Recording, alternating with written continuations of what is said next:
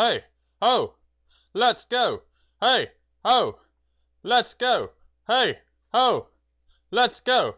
Hey, ho, Hello, everybody. My name is let's Connor go. Nielsen, and welcome to a spoiler discussion of Spider-Man: Homecoming, the 16th film in the Marvel Cinematic Universe. I am not the Comics Kid 2099. I am Connor Nielsen, but this is the Comics Kid. How are you doing, Comics Kid? I am doing very well. How are you doing, Connor Nielsen? I am doing a-okay. Um, so as Connor said, this is Spider-Man: Homecoming. This is Spider-Man's first solo movie in the Marvel Cinematic Universe, owned by Disney. Before this, he had five other Spider-Man movies under Sony, and three of which were under one director and one continuity, and the other two were under another director and another continuity. So this is the sixth Spider-Man movie, and it is the third Spider-Man that we've had in my lifetime and everyone's lifetime. So basically, this movie picks up, I think, 2 months after the events of Captain America: Civil War, which introduced us to this Spider-Man, and he is basically trying to get his start as a superhero. He's very excited and very eager to be a superhero, and his mentor and heroic ideal figure that he looks up to, Tony Stark, is basically just trying to hold him back, and he's basically just telling him, stay small, stop the robberies, help the lady cross the street, do that stuff. You don't need to get into this big stuff. That's stuff for the Avengers, stuff for the FBI, stuff like that. And Peter doesn't want to listen to him, and he more or less accidentally comes across this guy, Adrian Toomes, I believe is his name, played by Michael Keaton. He is the Vulture from the comics, and he has this chip on his shoulder because he had a contract to clean the city up after the events of the first Avengers movie, where there was an alien invasion, and then Tony Stark's own company came in and basically said, no, you guys can't clean any of this up. You're going to have to leave. We're going to clean it all up now. But Toomes was able to secretly keep some of the stuff that they had cleaned up, and they are using it to create very high-tech weapons in the present day, and Spider-Man has come across this operation that they have going on, and so he is taking it upon himself to stop the Vulture with or without Tony Stark's approval. And that's, I guess, the most concise way that I can sum up this movie. All of that is going on while Peter Parker has high school problems. That's a typical Spider-Man thing. So, Connor, what did you think of this movie? I thought Spider-Man: Homecoming was awesome. How did you feel Yep. about this movie? I liked it, but not as much as I wanted to like it. Okay. Do you think this is about a matter of expectations? What were you expecting going in? I tried to keep my expectations just gone. I didn't want any expectations. I tried to just go into this as neutral as I possibly could because generally when I get my expectations up for a movie like this, I end up going away disappointed. So I didn't really know what to expect. I knew that Michael Keaton was going to be in it. I knew that the Vulture was going to be in it. I'm really excited about that. I love the Vulture. I can't explain why. Ever since I was in high school, my high school library had like the first 6 volumes of Essential Spider-Man, and I would go in the mornings before class. I would go to the library, and I would actually skim through the books looking for the issues with the Vulture. I loved the Vulture. I don't know why. A lot of people think that he is Spider-Man's worst villain, or one of his worst of the 1960s anyway, but I like the Vulture, so I'm glad that we got to see him in a movie. I like Michael Keaton. He's a good actor. A lot of people, I think, at least before Birdman, which is a movie I have not seen, but at least before Birdman, I think a lot of people had him pegged as stuck in the 80s, like he was in Beetlejuice and he was in Batman, and other than that, what has he done? Well, don't But forget then about Mr. Mom. All right. I have not seen Mr. Mom actually, so that may Mr. be a sin. Mom, Johnny Dangerously. Boom. I They're haven't seen still in that the yet. 80s, though. Oh, okay. Yeah, and I know you did a review of Birdman back when we were on Who Reviews the Reviewers, and you liked it, right? Yeah, it's good. It's one of those things where the more distance I have from it, the less and less I like it as it stays in my memory. But while I'm watching it, it's good. It's a good movie. Hmm. And I think that was a movie that kind of brought Michael Keaton back to everyone. Like, hey, here's an actor, he's good. It made people realize he's not just a thing from the 80s. So I was happy to see him here. I liked Michael Keaton a lot here. But I think this movie would have impressed me a lot more if we hadn't already had five other Spider-Man movies in the last 15 years. I think that, and I'll get more into that like when we talk about our best and worst of this movie. But I think this movie, I came away from it thinking this was a very fine movie, but I wasn't like peeing my pants and just screaming like a football fan or something like, yeah, this was awesome. I was just like, oh, that was very enjoyable. And then I went back to my life. You know what I'm saying? I hear you. And I had some reservations regarding this movie. This is a partnership between Sony and Marvel. Sony still does technically own the license to use Spider-Man. In case you That's forgot that, Sony has their name all over the credits of this movie. Yeah, that's something a lot of people I think have forgotten. I was seeing people post on Facebook like, "Yeah, Marvel has the rights to Spider-Man back, haha," and I was thinking, do they though? Like, I've been seeing all these plans that Sony has to do Spider-Man's air quotes spin-off movies. Like back when Andrew Garfield was Spider-Man, they were wanting to do a Sinister Six movie, they were wanting to do a Venom solo movie and a Black Cat movie, and now apparently they still want to do some of that stuff, but Spider-Man is at the Marvel Cinematic Universe, so it's a little weird. Like, I'm not sure just how much Spider-Man is in the Marvel Cinematic Universe. If Sony does a Venom movie, is Venom going to be interacting with this Spider-Man, or is he just going to be off in his own little world doing his own little thing? That's something that's very weird to me. It is strange, and we have so many conflicting reports at this point that I'm in wait-and-see mode. So my thing was I had some reservations. I was thinking that, with Sony being involved, I'm not sure how much I'm going to like this. They have a very bad track record of late, just across the board with like a lot of their movies, whether it be the Ghostbusters reboot or Passengers or the Amazing Spider-Man movies. They just seem to really be putting brand first and story second. And with this movie, though, I was very much impressed. I am not a Spider-Man fan. I like Spider-Man. I remember being young and I saw Spider-Man 2 and being absolutely blown away by it. I loved Spider-Man 2 as a kid. It was on TV all the time. And I remember being very excited for Spider-Man 3. And during the summer of Spider-Man 3, I remember that our local newspaper, The Oregonian, they reprinted issues of Spider-Man for about 12 weeks, from Amazing Fantasies number 15 through like The Amazing Spider-Man number 14 or something. So number 11 or something. So that was really cool. That included the first appearance of the Chameleon, the Tinkerer, the Vulture, and then the team up with the Fantastic Four. And then I remember the last issue they published. I don't know how familiar you are with early day Spider-Man with Stanley and Steve Ditko, but like with the Human Torch in like a boxing match with like the living brain or whatever. We got part one of that, and then we never got any more reprints. So, oh no, yeah, I'm loosely familiar with the early stuff. Like I said, when I was in high school, I read bits and pieces of the first several Essential volumes. I actually own the first few. I just haven't reread them since I was in high school. But I really do like the Steve Ditko Stan Lee stuff. It's probably out of all the Spider-Man stuff I've read, it's the best stuff that I've read. All right, yeah. So I don't know him from the comics very well. I just know him from that Spider-Man trilogy. I really liked as a kid. I mean, I never watched the third one. I barely watched the first one. It's just that second one I loved. I haven't watched those movies in a long time. Then the Amazing Spider-Man movies. I watched the first one time in theaters and thought it was fine. And then I watched the second time one time in theaters and thought it was mediocre, whatever. And mostly I found those movies to be rather forgettable. I don't have the bilious venom towards the second one that everyone else seems to have, but I didn't like it. I didn't dislike it, though. It was just there. So this movie, I'll acknowledge that there are certain decisions that I feel they use because they understand that there have been 5 movies previously that have been made within the last decade and a half, and everybody is familiar with them because they were very, very popular movies. They understand what's come before. So they are deliberately trying to make something slightly different while also feeling like classic Spider-Man. So there are some decisions here that I don't think they would have made if the Amazing movies had never happened.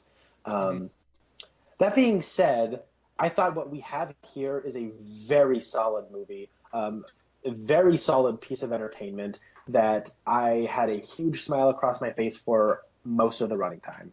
And I'll go as far as to say the first act of this movie is one of the best first acts in any superhero movie ever. It had me hooked right off the gate. The way it captured being a high schooler and being youthful and what it's like, and there were little nuances that were here that I don't feel like I see in movies anymore. Like the only time I feel like I see these little nuances are Richard Linklater movies, and he doesn't make a whole lot of movies, like once every like 3 years or so, and even then he rarely doesn't make a high school movie. So I was grinning from ear to ear, and I felt this infectious sense of joy.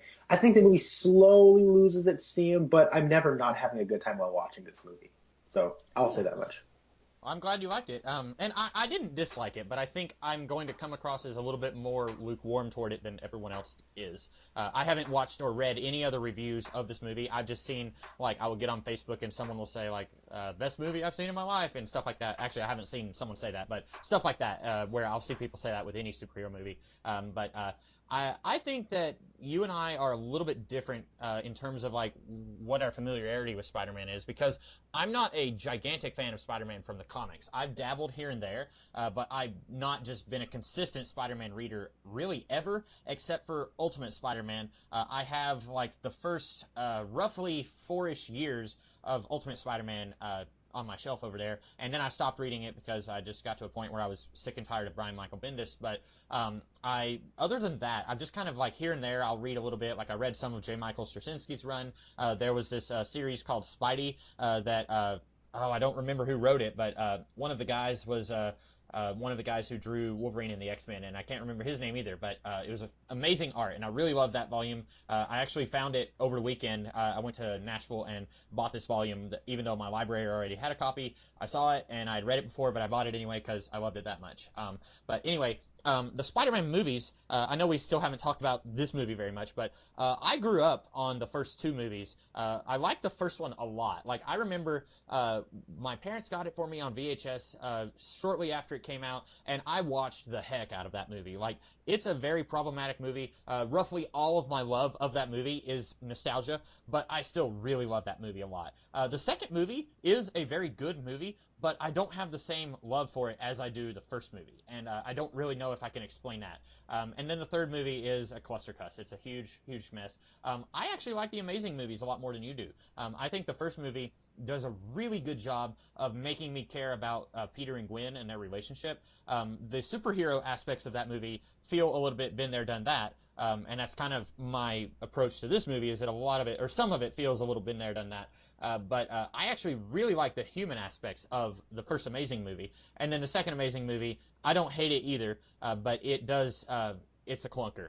It's not as bad as Amazing as Spider-Man 3, but it's not nearly as good as all the good movies, Spider-Man 1 or Spider-Man 2 or Amazing 1. So yeah, that's I think you and I have very different perspectives on the Spider-Man movies coming into this movie. I guess so. Um, so I guess now that we get to this movie, well, let's talk about it. What was like your favorite, least favorite thing going in? Sorry, coming out of this movie. Okay. See, I've been struggling with this because I've actually got here on a Word document a list of pros and cons about this movie, and I'm still trying to figure out what my favorite and least favorite thing was.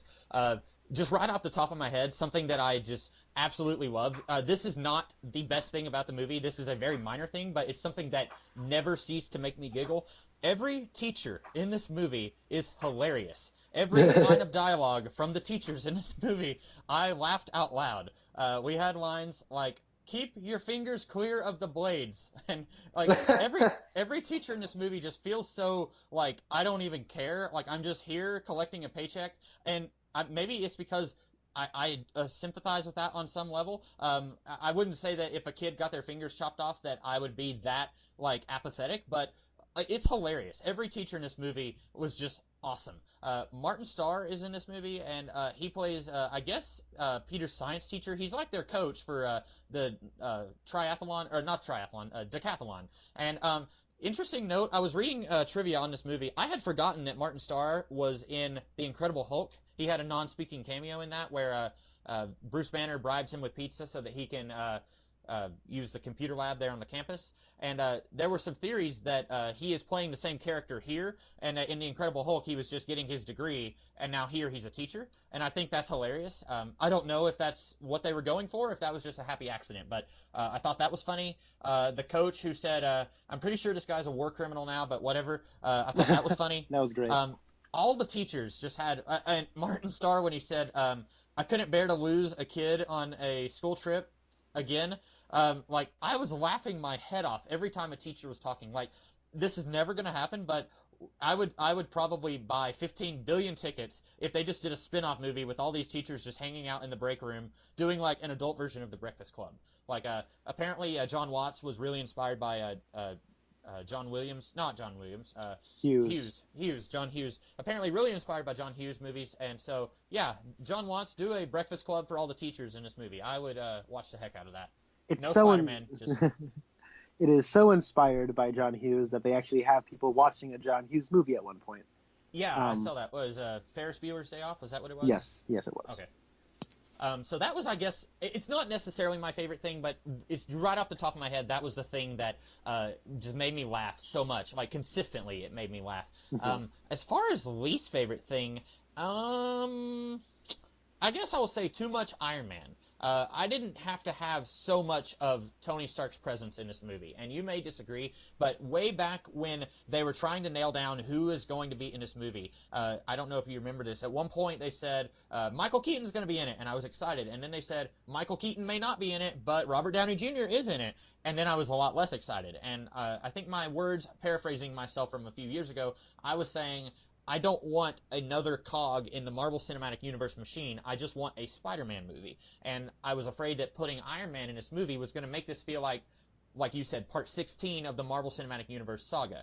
And now I will say I'm a lot less hateful towards the Marvel Cinematic Universe now than I was 2 years ago. But I still came into this, I guess if I had any expectations, like you were asking what my expectations were earlier, the only expectation I had was I wanted this to be a Spider-Man movie. I didn't want this to be part of the larger cinematic universe, if that makes sense. And I feel like this is too much a piece of a larger whole. I just wanted it to be a romp with Spider-Man having a good time, fighting bad guys, and it feels more like it's part of a larger whole. And that was my biggest problem with the movie. See, I was surprised at how self-contained it felt, like its own story. This is a movie that is building off of Civil War, which does feel like part 13 of an ongoing story, but it also feels like a culmination, so that's what makes it so satisfying. But Spider-Man was introduced to us there, and it seems only natural that this Spider-Man would live in a world where kids, it says this takes place 8 years after the events in the Avengers. I think that's a bit of a weird continuity snafu. Why couldn't it just be 5? I don't know. Yeah, I was going to say, that movie came out in 2012, so this movie takes place in 2020, I guess, or the Avengers movie takes place earlier than 2012. Like, that was something that occurred to me while I was watching the movie. Maybe it takes place in 2009, I don't know. Well, there's a lot of continuity snafus that took me out of the movie. So maybe you can help me with this, and this was something that maybe I'm just overthinking it, or maybe there's something I'm missing, but, so, Peter first appears in Civil War. All right, the Avengers had already moved out of Avengers Tower by the time of Age of Ultron. They had the new Avengers compound in Age of Ultron, and then we got to see it in Ant-Man, and then in Civil War, they were already living in the compound. In this movie, which takes place 2 months after Civil War, we find out that they are leaving the tower and going to move into a compound, correct? Correct. So, am I missing something, or is the people who made this movie missing something? Because so the way I see it is they have both pieces of real estate. But just because the Avengers aren't using the facility in upstate New York doesn't mean that the tower is inactive, so to speak. Doesn't mean it's abandoned. The way I see it is he says that Tony Stark sold the building. So they've probably been using the building for storage, I imagine. So they're getting all the stuff out there because he sold it. Now, what if he sold it to Norman Osborn? I don't know. That'd be cool. But that's the way I see it. But what I was getting at was these characters. He says he's 15. Mm-hmm. Most of his life, there have been superheroes around. Yeah. And for a lot of these students, there have been superheroes in Avengers. And this captures the childlike, the way children perceive these big, awesome heroes better than anything Agents of S.H.I.E.L.D. could drum up.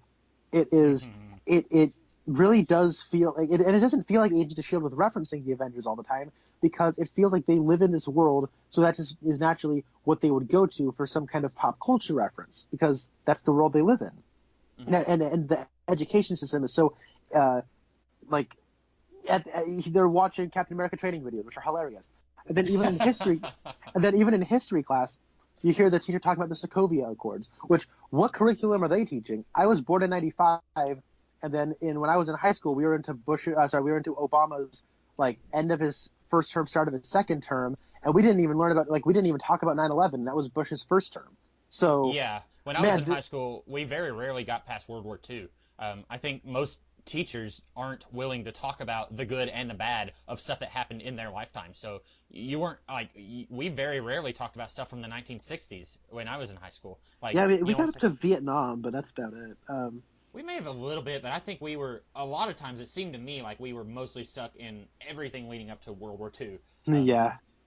But yeah, you're right, so yeah, this curriculum is very up to date, which is really cool. But their whole socialization is built around this modern history, so to speak, and that was so cool, I thought. And the way Peter's sort of like, okay, I don't care, I want to go out of here to be a superhero, like, and the boredom all these kids have, it feels like an authentic, lived-in world that isn't forcing us down our throat.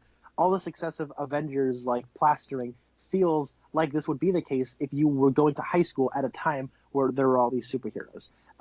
It's a very fine line that John Watts walks, but it's not contrived. It's a part of the story, because it's not all these references aren't clouding the story. They're subservient to the story, and that's the difference, and that's what I really liked. So I found this movie's depiction of the high school experience to be refreshingly contemporary and honest. The whole life and death feeling of a crush, so to speak, right? Oh my gosh, this girl has a crush on me. All of a sudden, you're on the top of the world, and it's the sort of stuff that I think Amazing Spider-Man, the first one, tried to, I thought was successful at, the whole relationship, because those two had such a good chemistry, but that seemed to be the only part of the high school experience they really focused on. And the high school experience, when you're in high school, feels like this overwhelming, never-ending event. And here, it really captured that well, because it's 2 hours and 20 minutes long. It's not a short movie. And this is only like a week, maybe two, of Peter's life. Mm-hmm. And I found that really, really neat. Getting back to how I was saying that I feel like this movie has this been there, done that quality. I think that some of the best elements of this movie are things that the other Spider-Man movies have also done really well. Like, things that I really love is, like, whenever Spider-Man is helping an old lady find wherever she needed to go. Like, he's giving her instructions, and then at one point, he webs a guy's hand to his car, and then all the neighbors come out, and they're like, you idiot, it's his car. Like, people yell at Spider-Man for being an idiot, and that's Spider-Man to me. Spider-Man is the guy who occasionally the universe will crap on him. In fact, most of the time, the universe will crap on him. And I like that in the Raimi movies. I like that a little bit in the Webb movies.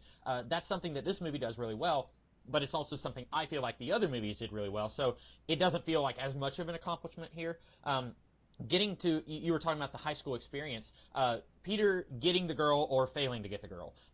I think maybe this is the love interest of this movie is Liz Allen, who was actually in the comics the first girl in Spider-Man. She was the girl that went to high school with Peter.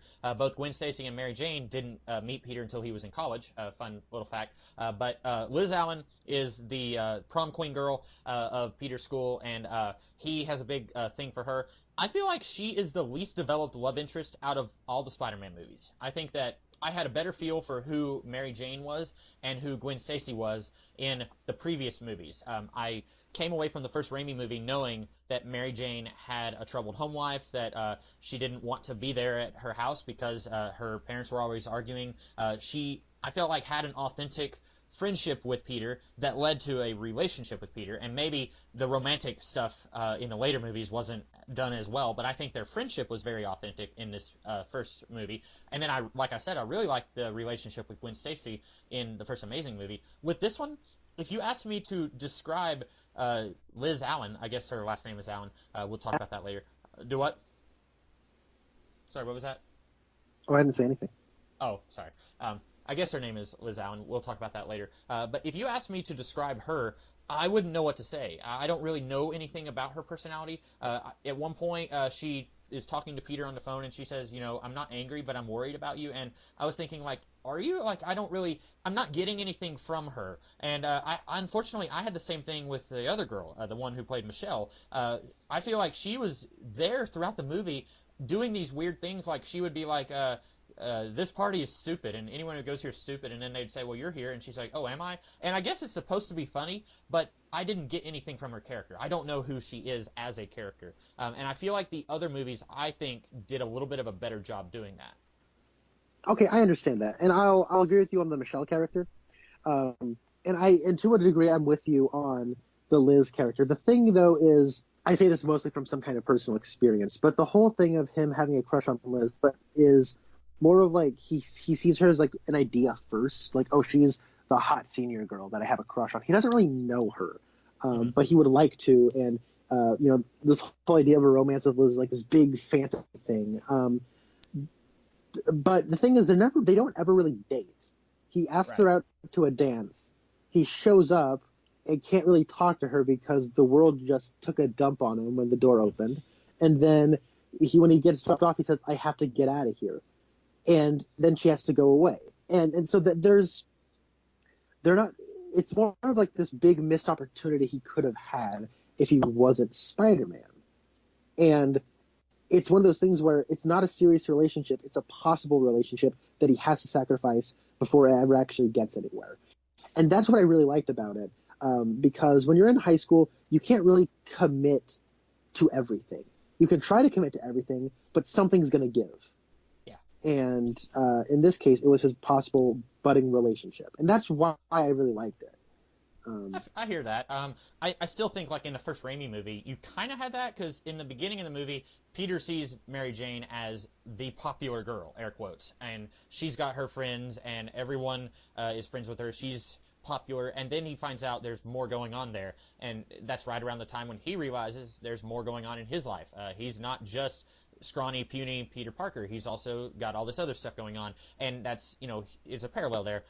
It's like poetry, and then it rhymes. But I think, I don't know, it's one of those things, like you said, something has to give. I think that a superhero movie can do a really good job showing the personal stuff, or it can do a really good job showing the superheroic side of things. And you look at the first Raimi movie, and the superheroic stuff feels almost formulaic, even though that movie is one of the first superhero movies of this modern era. So it's hard to say that it is formulaic, but the character stuff feels pretty good. And then in the first Web movie, the character stuff is amazingly good, and then the superhero stuff is very formulaic. By the time you get to this one, I don't want to say that the superhero stuff is formulaic, because I like Michael Keaton, and I like what he was doing in this movie. But I feel like the personal stuff almost takes a back seat. I think that this Aunt May has the least to do out of all of the Aunt Mays. I'll agree with you there. I wish that she had more to do, and I think maybe we could have had more with her if we had less of Tony Stark. Maybe we could have cut some other stuff in the movie, but I'm still landing on I wish that Tony was in this a lot less. You can still have references to Peter first showing up in Civil War, but I didn't need to have Tony Stark showing up all the time and controlling Spider-Man's life as a superhero in this movie. Hopefully, if go ahead. I would just say, I don't see where you're coming from, where you think there's too much Tony Stark. I think there's like they don't want him to overshadow Peter. He's only in like 2 or 3 scenes. We get a lot of Happy Hogan, and I think that's a fun little way of getting around the Iron Man problem.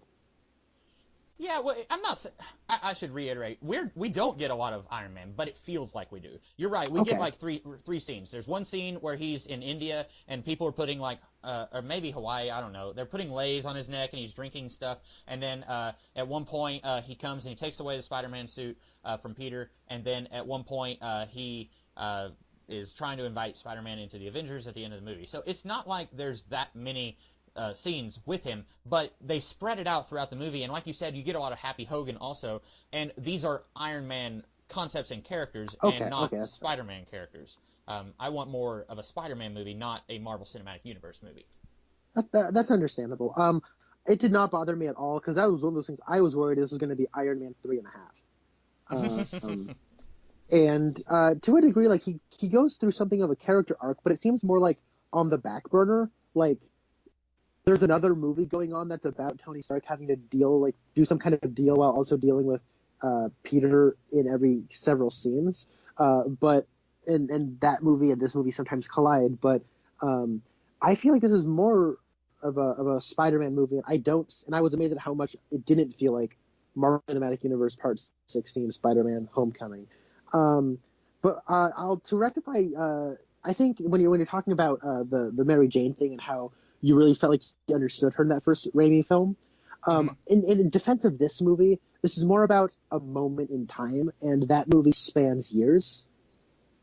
Yeah. Well, at least a year. Yeah, at least a year. It is, I guess, tail end of senior year, beginning of his freshman year. Mhm. I'm not really sure exactly the timeline on that movie, but I know he graduates high school and then he's in freshman year of college. So Yeah, but that's a good point, yeah. they move into like an apartment. He and Harry do, it seems. So I don't know. They do. I think that's just like something they do right when they start college, I think. Okay. So I think this is more about a moment in time. So I think like in that the feeling a certain moment can have on you is like a defining moment in his life where he could have possibly gone out with Liz and it might have happened, but it didn't happen that way. The stuff with Liz I think is actually really cool from a conceptual way and on a character level for Peter. As for her, she is more of just like the it girl. She is like an idea, so to speak, rather than an actual character. And I think for this material, that works. So let's talk a little bit about Liz. In the comics, her name is Liz Allen, and like you said, she's the ideal girl that some puny Parker would want to get with. And then, I'll be honest, she's not really that important in the early days that I recall. I know that right around the time when Peter was no longer interested in her, he was starting to date Betty Brant. That's right around the time when she became interested in him. But I don't think she stuck around in Peter's life very long in the comics. I think she might have eventually married Harry Osborn. I'm a little vague on that. Like I say, I'm not a Spider-Man guy. But in this movie, huge spoilers, by the way, she is the Vulture's daughter. Now, at any point, did they actually call her Liz Allen? Because I was trying to remember. Okay, so that works for me then. For some reason, I had it in my mind that they had, because at one point, Peter and his friend were talking about her, and one of them called her Liz, and I was thinking, oh, Liz Allen. And I guess in my mind, I just inserted the last name Allen into the movie. So that works a lot better for me because I was 100% sure that they had called her Liz Allen, and I was thinking, but she's the daughter of a guy with a different last name. I like this is my other, I guess, another sort of complaint, but also it's a backhanded compliment also. I really like Michael Keaton as the Vulture. I think that he is the second best villain of the Marvel Cinematic Universe in the movies. You look at most of the movies, most of these villains are pretty stock villains. A lot of them don't really come alive for me. I think that Loki comes alive because he has been in multiple movies and has had multiple opportunities to really grow and be fleshed out. And then other than that, like a lot of these villains, they are kind of put on the back burner because the movie wants to focus so much on the hero and fleshing out the hero. I think this movie does a really good job of giving Michael Keaton's character motivation that I can understand. At the beginning of the movie, just right off the bat, I'm totally with him, and I understand where he's coming from whenever Damage Control comes in and takes over the situation.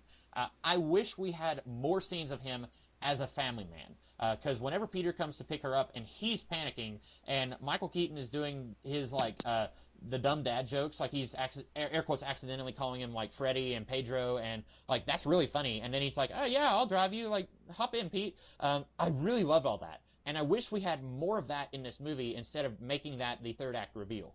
I love that as a third act reveal a lot. When the door opened and Michael Keaton said, "Hey, how's it going?" my mouth beamed. I wanted to jump up and down in my seat and squeal like a girl.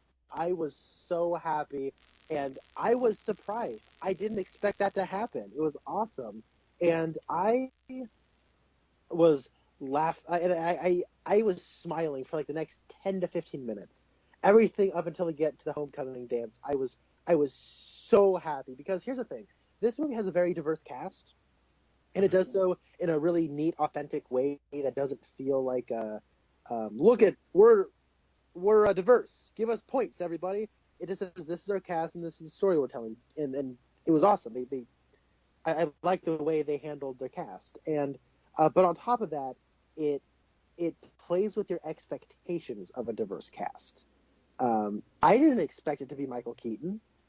He opens the door. No, What's that? no, I was gonna say I wasn't either. I didn't expect And Michael Keaton. so he popped his head in. It all sort of made sense now because I was thinking they make offhand references, when they're at the Vulture's warehouse about how we all got rich or whatever, and I thought this guy doesn't seem like a very wealthy person. He wears flannel and jeans. He has so their lower middle class way of carrying himself. He doesn't seem like a snooty rich person. And when we go to Liz Allen's house, it's very nice. And there's even a comment of, oh yeah, it's a very very nice house, lots of windows and all that sort of stuff. And I in my mental note, I was like, oh yeah, she's the popular rich girl. Okay. And then everything sort of clicked. And what I like is it made the movie feel smaller in a good way. The thing I know that some people have with these Marvel movies is that they feel like the Marvel universe is too small because everything's connected through like Infinity Stones or whatever. In this movie, every setup has a payoff. Everything is sort of connected. Everything comes back that was set up in any way, and certain characters are revealed to be connected to one another, and it all makes the movie feel so much smaller, and I really like that. I wanted this to be a smaller street levels like superhero movie, and they delivered on that. And because that all that stuff really tied everything together, and it made the movie feel more concise and tight. Hmm. I just wish, because I really liked seeing Michael Keaton as not a villain for that 2.5 minutes. I liked getting to see him interact with Peter and, oh, you look beautiful, Sugar Bum, or whatever he called her, Gumdrop. Sugar Bum is from Batman 1989. Sorry. But I liked all that, and I just wanted to see more of that. And unfortunately, by the time we do see him, oh, he's the dad, by that point, we have to get into the third act battle. And I wish we could have seen more of him interacting with Liz earlier in the movie so that we could see more of him. He's basically evil Uncle Ben. And you watch Cliff Robertson's Uncle Ben persona in the Sam Raimi movies, and he's kind of doing some of the same stuff that actor was doing. And I really wish we could have had more of that in this movie. That's understandable. I understand your reservation. I think it works for this material just fine. Hmm. And I guess why don't we talk about the Michael Keaton Vulture character? Because I love this guy. He's a great villain. You said he's like your second favorite Marvel Cinematic Universe villain. He's up there with me as well. I really like that he is a salt of the earth, hard working man, and he has this code of honor where he respects Peter. He's like, yeah, you got grit, kid. He's like, hey, you saved, was it my life or my daughter's life? Or you saved my daughter's life, so I'm gonna give you one. And then he's like, all right, I gave you one. Now I'm gonna come after you. And then he saves his life, and he's like, hey, I respect that. So when he's in prison, he doesn't give up Peter's identity to Scorpion. So that was really cool. Yeah. I think that he has a code of honor that he doesn't explain. You just have to see it work out. And the way Keaton carries himself, he is the working class villain. This is basically like Captain Cold, if he had a family that like with a wife and daughter. And since we're probably not going to get an awesome Captain Cold anytime soon in the movies, it's awesome that we basically got one with the Vulture. And his suit is really cool. I like the flight helmet. The technology they make is really fun. And I think that Michael Keaton is one of our best actors working today, and I'm so glad that he was able to play this role. Mm-hmm. So I agree with everything you just said, and now I'm going to throw a but in there. It seems to me that all of the Spider-Man movies have been trying to create a villain who is villainous but also is a good person too. You had in the first movie not Doctor Octopus. You had Doctor Octopus in the second movie. He's basically a good guy who gets possessed by the octopus limbs, and then you had the Green Goblin who is trying to be a good father, and he gets possessed by the Green Goblin persona, and then you have the Sandman who is basically just doing this to save his daughter, and then in Amazing Spider-Man you have the Lizard who is just trying to cure I guess all diseases on the planet with his lizard formula, and then at the end of that movie Mr. Mysterious Guy wears a hat and we don't know who he is comes and says something about Peter Parker, and then the Lizard says you should leave him alone. And I didn't really make that connection until just now when you were talking about that scene, and I like that scene a lot where Matt Gargan comes up to him and says, we're wanting to kill Spider-Man, do you know who he is? And he says, no, I don't. I like that scene a lot, but it also kind of reminded me of that scene from Amazing Spider-Man 1 a little bit.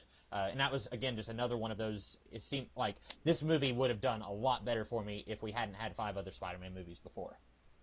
That's cool. I think the difference here, though, is that he's a bad dude, right? When he has like his work persona where he straight up kills people. Yeah, he kills And I guess the first shocker.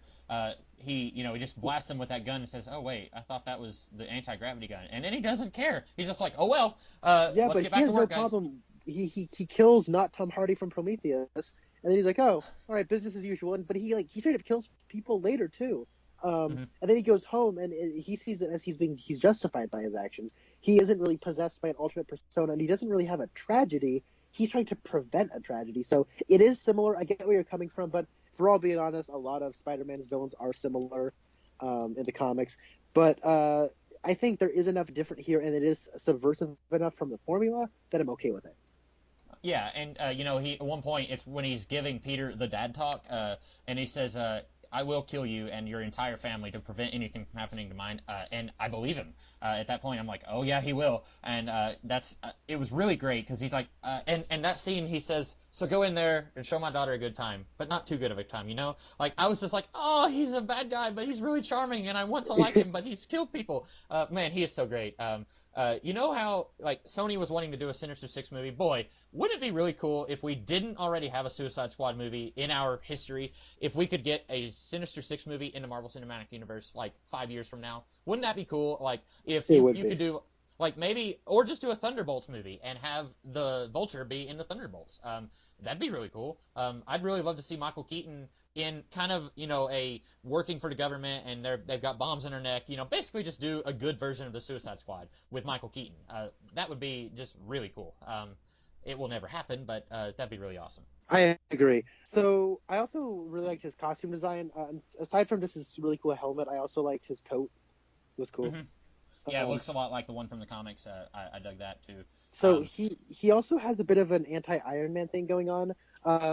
And I mean, I felt so dumb for not picking up on the parallel until he says, "Well, how do you think Tony got his fortune?" mhm. Like, And and, Peter doesn't really have a response to that. Like, you almost get the feeling Peter isn't aware of Tony's darker past.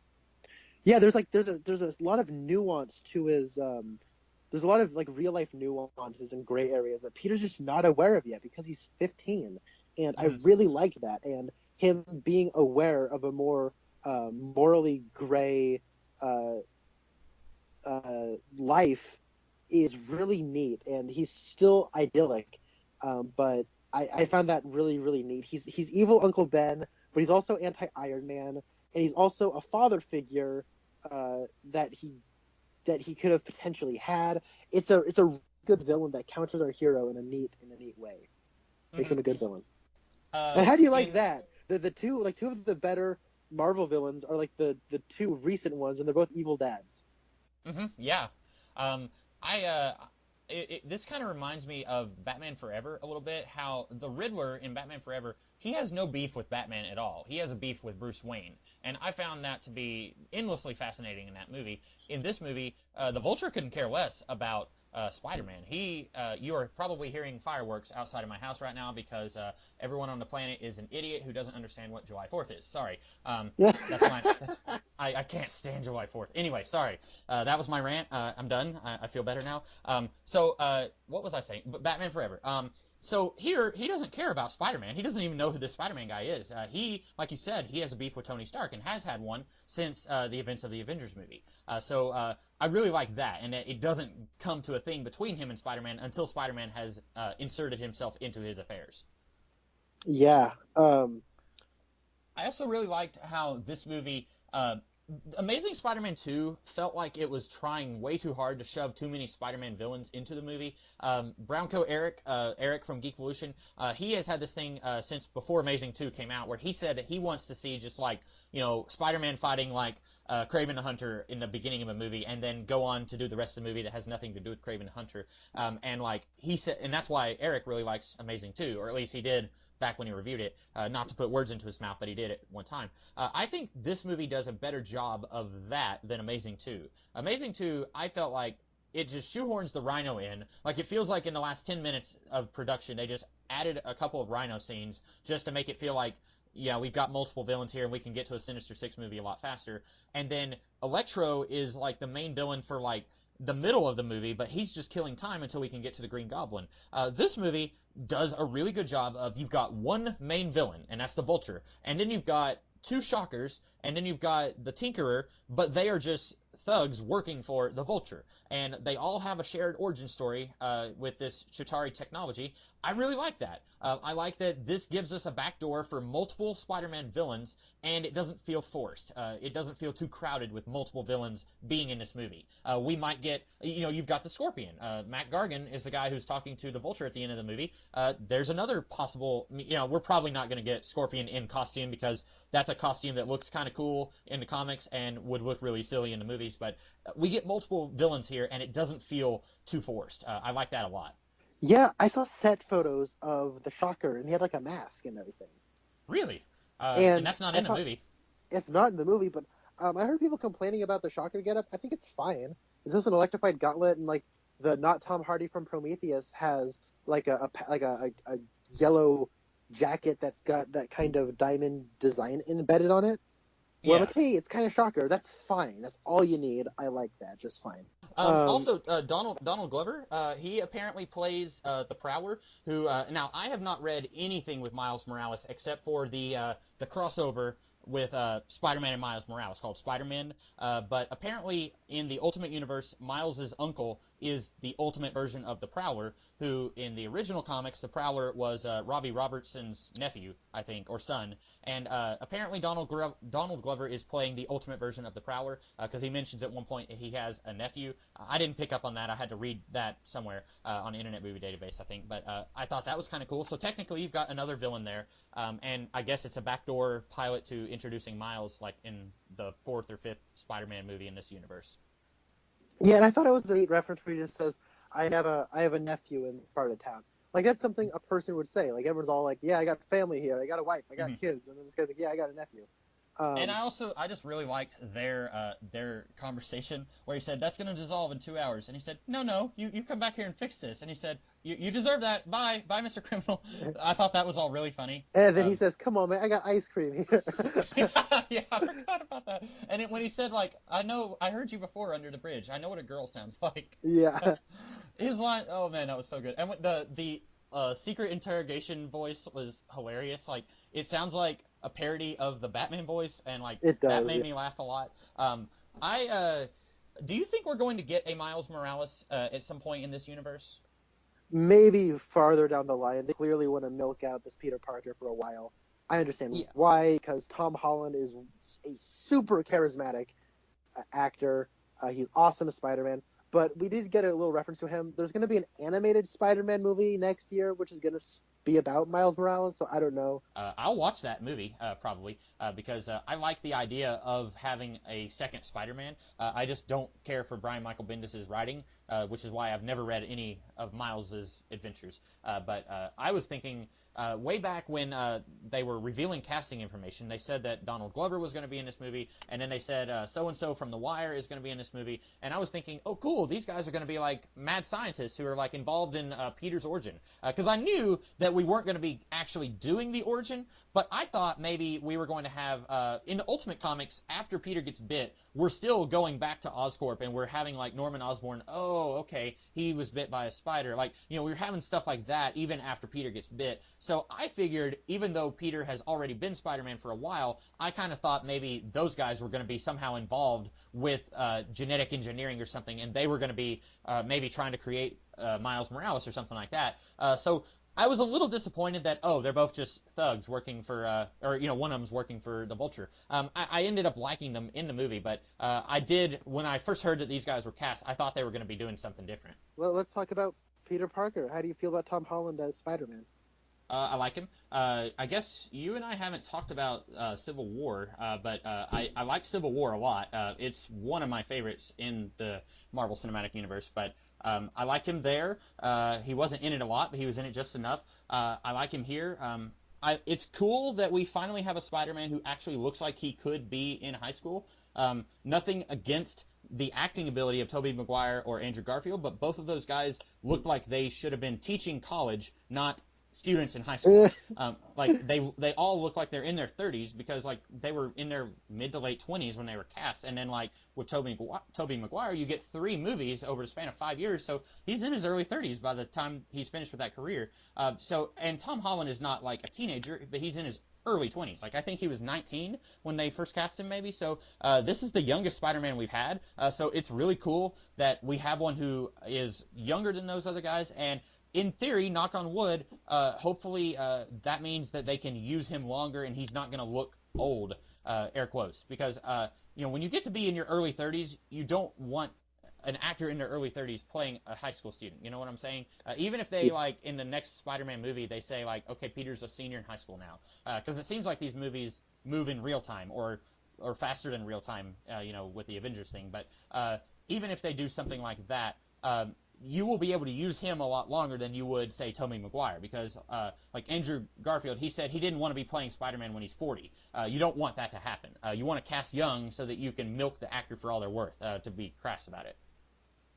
Yeah, and we are going to be getting Tom Holland Spider-Man on a yearly basis for a while, because we got 2016 Civil War, 2017 Spider-Man Homecoming, 2018 Avengers Infinity War, 2019 is going to be the fourth Avengers movie, and then 2020 is going to be the second solo Spider-Man movie in the Marvel Cinematic Universe, which will kick off Phase 4. So we're going to get him like on a yearly basis for a while, and that'll be able to keep him young in our minds and also kind of keep the time moving as well.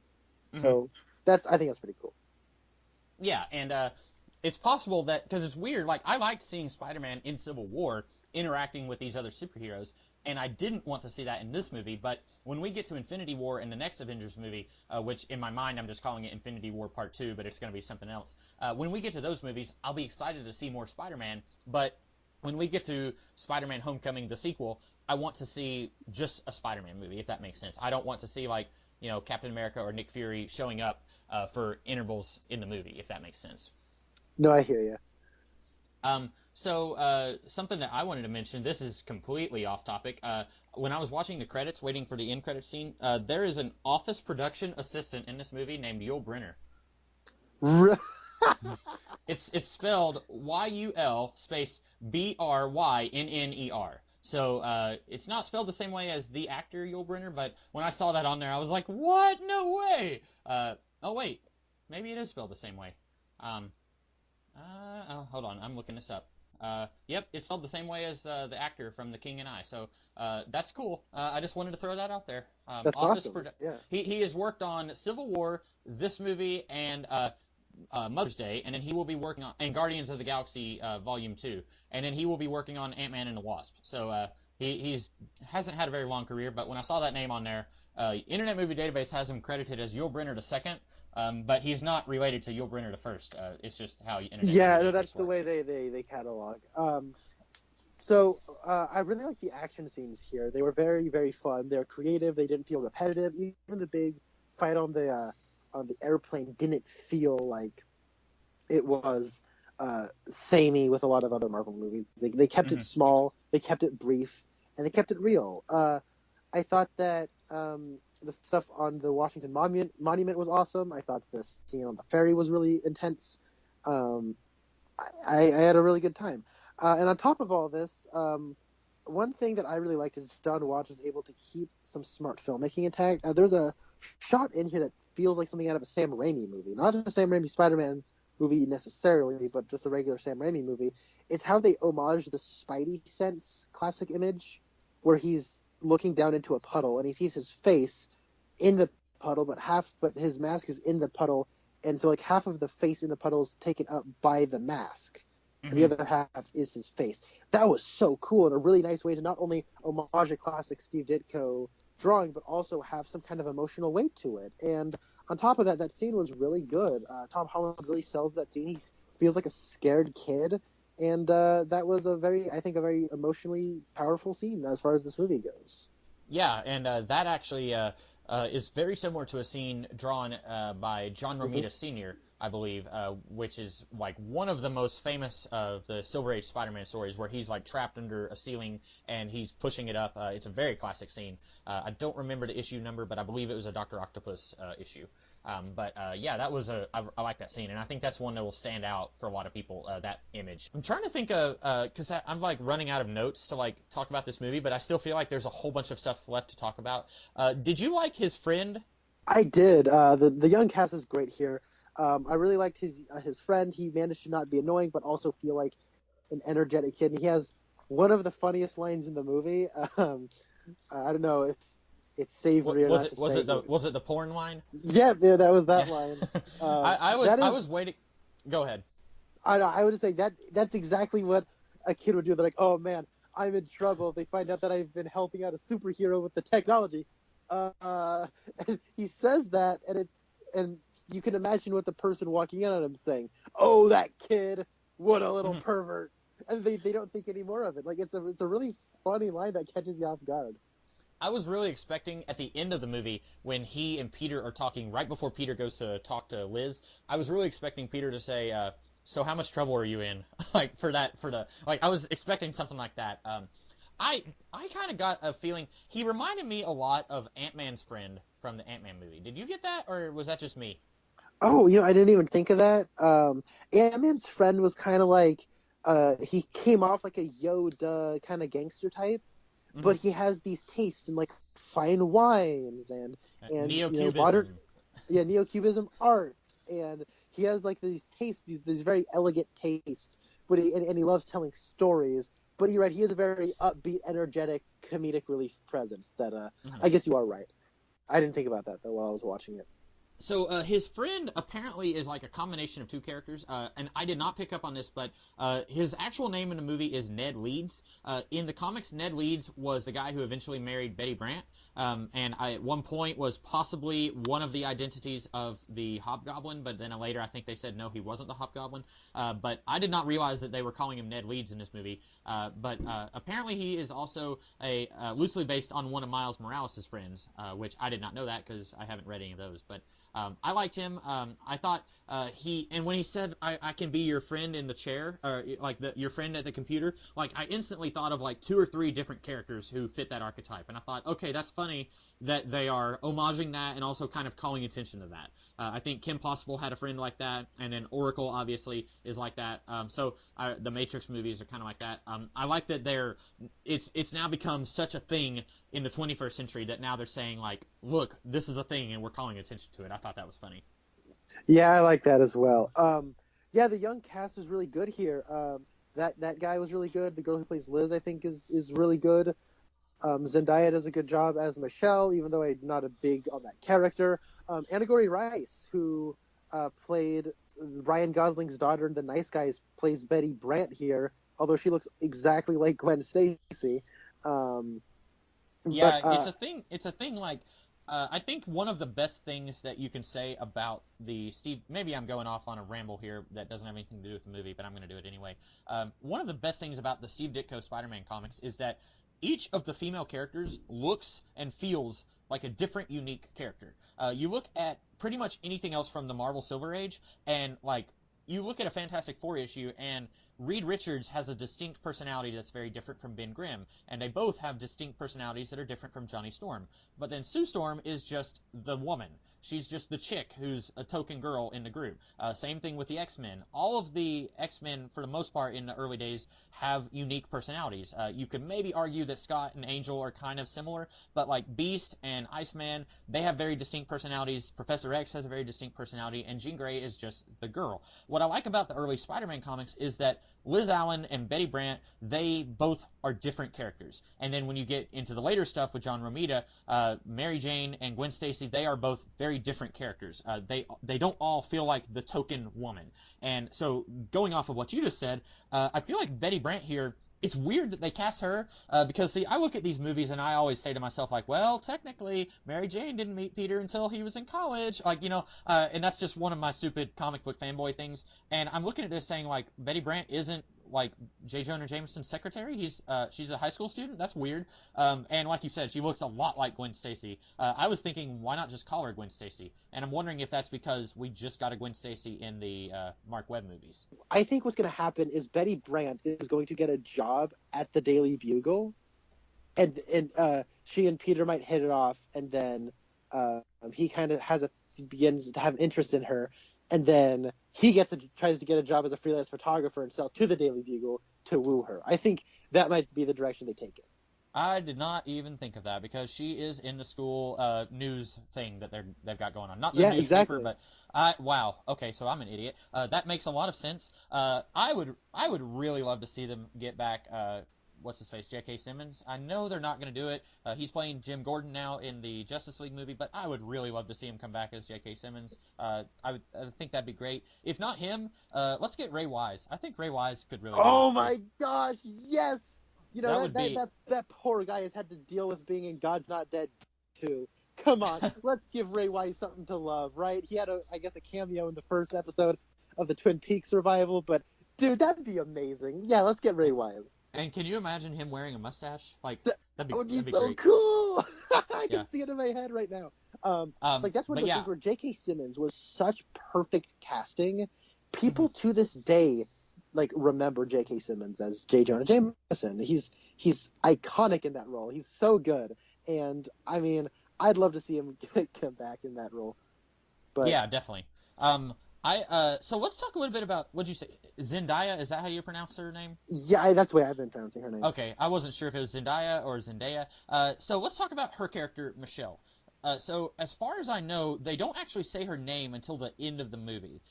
They No, when no, they're they, talking. they say they say her name periodically throughout. Oh, okay. So I wasn't paying any attention. But they say her name at the end. They say, Michelle, you're going to be the new team captain. And then she says, actually, my friends call me MJ. And I don't know. I guess they think that they're giving her a character arc, but it didn't work for me because I don't know what has changed for her throughout this movie. At the beginning of the movie, she says, I don't have any friends. And then she keeps showing up at all these places where they're at. She's on the decathlon team, which doesn't seem like something that a character this apathetic would actually do. She is in detention, but she doesn't actually have detention. She's at the party, but she doesn't seem to be having fun. She's at the dance, but she doesn't seem like the kind of person who would go to the dance. And then at the end of the movie, she's like, "You guys are my friends," and I didn't understand that. I didn't understand what her arc was. Um, what did you have any? Did you understand that, or am I just thinking too much? Or So not yeah, enough? no, it is weird that she's like, oh yeah, my friends call me MJ. Do you get it, audience? Yeah, That I could have lived without that. But it's I not know like you like. I know you like The Dark Knight Rises, but it reminds me of one of my least favorite things from that movie when they were like, "Hey, John Blake, you should go by your real name, Robin." Wink, wink. It reminds me a lot of that. Um, and it yeah, but like makes I think the difference between this and that is that's at the end of his story. Like you just go through Mhm. this 3 hour movie, and it's like he's one of the big reasons like why the climax goes down the way it does. He's helping and he's doing this thing, and then it's kind of oh he's the Robin of the story. Get it, audience? This Yeah, one is just sort of like she's present. but It'd doesn't be actually do like anything. yeah, it'd be like if they never called him Pete Ross in Man of Steel, and the guy who owns the IHOP, they're like, "Thank you, Pete Ross," and they just fly off and be like, "I mean, he was there, but what?" um, like the Yeah, thing is, like, she just seems like an archetype to me, right? She's like the girl who tries to act too cool for school to hide her insecurities, but she does want to have human connection, even though she kind of tries to play it off like she doesn't. That's kind of her thing. I get yeah. it, but you're right. Kind of forcing a character arc at the end is like, okay, so you have some kind of change for these events that you really were only tangentially involved with. Okay, And it makes me a little angry because they specifically said that she will not be playing Mary Jane. And I guess technically, and I'm using the word technically in the absolute loosest term possible, technically she's not playing Mary Jane, she's playing Michelle, who is Mary Jane. But, like, it's one of those things where I absolutely hate it when a movie is going to do something and the fans call it and they say this is what's going to happen, and then the people making the movie have to panic and they're like, they've called it. They figured out what we're going to do. So let's lie and tell them we're not going to do that. They did the same thing with How I Met Your Mother, where they were interviewing the actress like months before the finale, and someone said like, "So is the mother like going to die?" And then she said, "No, that's ridiculous." And then in the finale, the mother dies. I hate it when movie makers or actors or writers when they lie just to cover up something that they're doing in the movie. Like, to me, and I kind of get why they did it because there are a lot of raging racists in the world who just cannot stand the fact that Flash Thompson is Indian and MJ is black, and I'm sure there's other racial changes they made in this movie that I can't think of. Liz is black. I guess people don't like that. To me, I couldn't care less. It didn't bother me that they changed the race of these characters. I don't care. But to me, don't lie to the audiences and say, no, she's not going to play Mary Jane, and then turn around and say in this movie that she is Mary Jane. I mean, she's not Mary Jane. She's MJ. She's MJ. Michelle Jackson. I don't know. MJ. Maybe in the second movie, it's like, hey, what does MJ stand for? And like they ask her 2 or 3 times, and she keeps like, oh, it stands for, and then she gets interrupted. And then the third act twist is Peter goes and knocks on her door, and it's J. Jonah Jameson, and he says, Parker, what are you doing talking to my daughter? And it's that'd be crazy. Yeah. See what I'm doing there?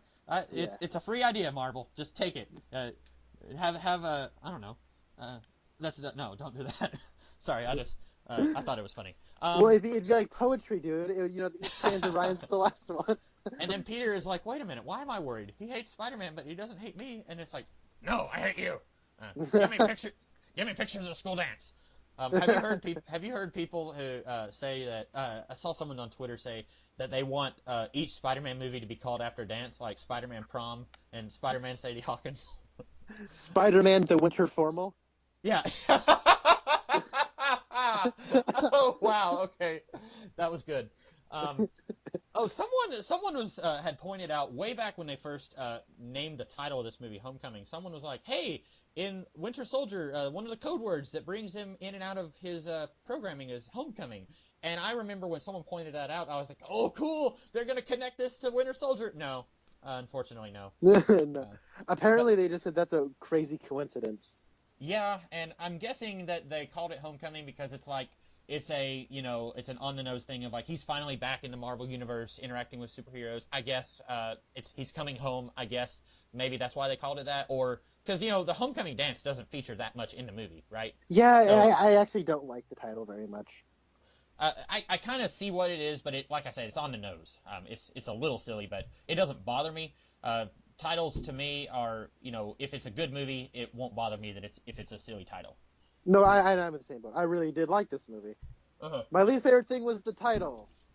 Right. I guess I'll go into one of my big negatives here is I don't like the suit's AI. Okay. I was afraid they were going to try and turn this into like Iron Man Light, like he was going to have the AI for a huge chunk of the movie. It didn't feel to me like it was in it that much, but I can see why you wouldn't like it, maybe. I just don't like it because it seemed like it was the screenwriters pressing the easy button.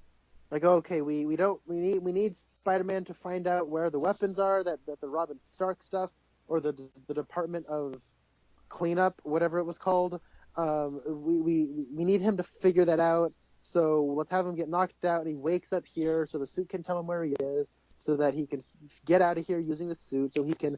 And I found all like the comedy that didn't work for me was all the stuff coming from the suit. I mean, I liked the scary Batman voice, but like the instant kill joke got tired to me.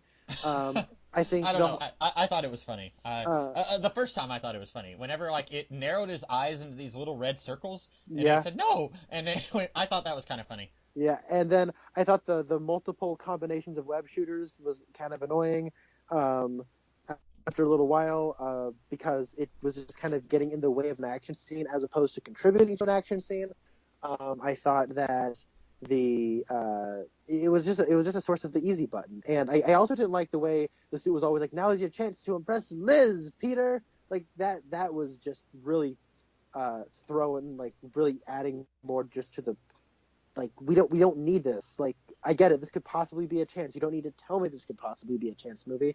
So, yeah, the more I'm thinking about it, there's not really anything I liked about the AI. I liked some of the interaction he had with her. I liked the part where he's like, how long have we been here? 35 minutes. What? Wait, hold on now. Hold the phone. I got to get out of here. I liked that stuff, but I just didn't like 90% of the stuff the suit did. I understand what you're saying. You have very valid reasons for not liking it. I don't share those reasons. For me, I kind of liked the suit trying to give Peter advice. Like whenever he was looking through the stuff that the eye socket thing records, and he was showing him in the bathroom doing his impersonations of the Avengers, and she was like, "Oh, your impersonations are very funny." And then like I kind of liked it whenever the suit was saying like, "You should tell Liz how you feel." It's weird to me that it took like 4 or 5 appearances of Jarvis to fully become a sentient AI, and somehow Tony Stark has mastered creating a sentient AI in this off like he just creates this AI and just throws it into the Spider-Man suit and hasn't even activated it yet. You know what I'm saying? Like that was a little weird because like as far as we know, he's not planning on activating this AI for a long time, and it already within like an hour of being activated, it already knows like okay, I'm gonna give you advice on women and stuff like that. That was a little weird, but at the same time, I kind of liked getting the suit talking to Peter. I don't know, I liked it, but I can understand why you wouldn't. And I get the appeal. It just didn't play for me. Speaking of helping out with women, Marissa Tomei unfortunately has hardly anything to do here as Aunt May. She's just kind of there for like other people to ogle at her, and that's a little weird. But the part where he comes home, he's like, Aunt May, I need your help, and she's just kind of there to help him out getting ready for the dance. I really like that. It's clear that Marissa Tomei and Tom Holland have really good chemistry together as like a aunt-nephew relationship, and I really like Marissa Tomei in this role. I think that she's potentially really good. I think this sort of complaint is more stuff that can be rectified in the sequel. So, yeah, I wish they had more to do, but it's fine. Hopefully, if they do a, did you hear that one? That one was loud. Oh yeah, I heard that one. Okay, okay. What happened to his? I was thinking, what happened to his microphone? Yep, it's the fireworks. We really love America over here. Sorry, government, I do too. If you're wiretapping this podcast. So anyway, in the sequel, if they don't give us a whole bunch of Happy and Robert Downey Jr., then I think you're right. I think it'll be really cool to see her. And with the very end of this movie, I'm assuming she will have a whole lot more to do. What do you think of her finding out that, spoilers by the way, that her finding out that Peter is Spider-Man? I'm cool with that. It makes sense. I don't like that in Marvel movies, like everybody knows each other's secret identities. Exactly. Like, that's what I was gonna say. But like, because him crawling into the house and then Ned being there, and he's like, "Oh crap!" Like that's fine. I can understand that. But then Aunt May has to walk in. Like, yeah, it's probably understandable that a 15-year-old. I mean, I guess he doesn't have spider senses, but whatever. Apparently, he doesn't have a door either because it's always open. Yeah, like, that's strange. He's putting on the Spider-Man suit and the door's wide open. Like, he shouted for Aunt May and she didn't answer. Okay, maybe she's not home. Close the door anyway. Like, or close your window too. Like, what if someone across the street sees you in Spider-Man gear? But I don't like that since Iron Man 1, it seems like everyone who is doing superhero movies thinks that secret identities are a thing of the past. Iron Man reveals his identity to the world. Captain America was a war hero. Everyone knew his identity. Okay, fine. Thor doesn't really have a secret identity. Okay, fine. The Hulk, apparently everyone in the government knows who he is. Okay, fine. That's been a thing in the comics since the 70s, or late 60s even. So, okay, I can get past all that. But then you get to all these TV shows, and like in Arrow, pretty much by the end of season 1, everyone knows who he is. And then in The Flash, by the end of the first episode, pretty much everyone knows who he is. And it feels like all of these shows are saying that we don't need secret identities anymore. That's just a silly thing for plot contrivances. Okay, I kind of like some of those plot contrivances, though, sometimes. Like, I like getting to see the misunderstanding where Peter has to tell the girl that he can't be her date to the dance, and then everyone in the school thinks that he's a jerk, but he has a reason, and we know he has a reason. And now, by the end of this movie, 2 people already know who he is, and I don't know. I wish that we could have... and still, he has the most secret identity out of every superhero in the Marvel Cinematic Universe, but... I don't know. I didn't have to have her find out, but it'll be interesting to see what her reaction to that is. Unfortunately, probably the next appearance of her is going to be set like 3 years after this movie. So we're probably not going to get to see that reaction, which is disappointing. Yeah, one thing that is pretty funny, though, is... I'm sorry, not funny. One thing that's a little sad is I wish that in the Marvel Cinematic Universe, we could have Aunt May reading something and being like, ooh, that's Spider-Man. He's a bad influence on the youngsters today. All right, Peter, don't follow his example. Like, oh, it's irony. She likes Peter, but she doesn't like Spider-Man. Like, that's such classic Spider-Man, and it'd be funny to. It'd be at least gratifying if in like the next movie she found out at the end of the next movie after she spent the whole movie being against Spider-Man.